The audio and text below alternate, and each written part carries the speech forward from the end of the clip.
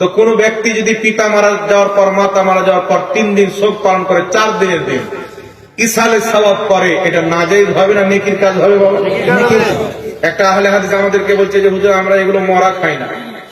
তা আমি বললাম আবু জেহেল উতবা সাহেবা মরেছিল, ওর নামে কিছুই তো হয়নি, তো ওই জাতের লোক তো আপনারা নাকি বলেন? আজকে জালসা হচ্ছে কবরস্থানের উন্নতি গল্পে। আপনাদের গ্রামের একটা লোক এসে যদি বলে দেয় যে আবু জেহেলের নামে আমি 10 লক্ষ টাকা দান করলাম, সওয়াবটা কি আবু জেহেলের কবরে যাবে? যাবে না। কেন যাবে না? ও হলো কাফির, ওর ঈমান নাই।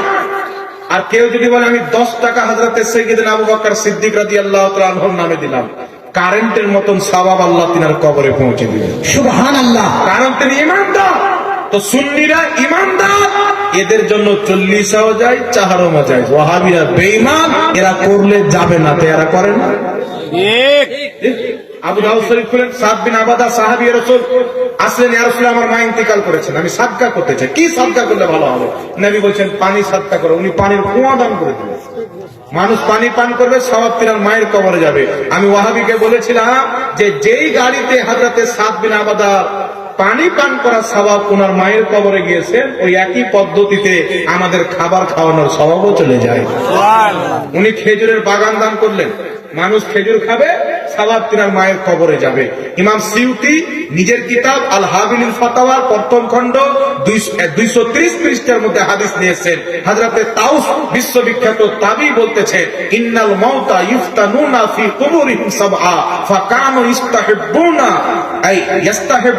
আই ইউতআমা আনহু তিলকা লাইলা।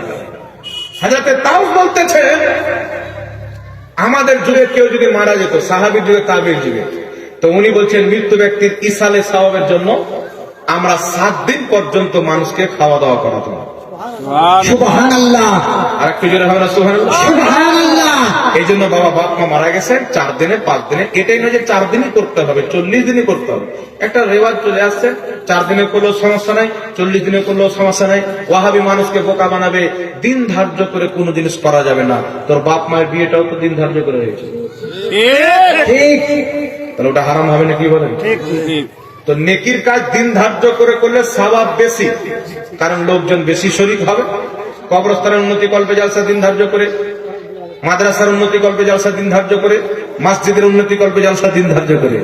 আর আমাদের 40-এর চাহরমের বারা কাছে দিন ধার্য করে করা যায় না। ওর বাপের মাদ্রাসা জালসা দিন ধার্য করে হচ্ছে, সমস্যা নাই।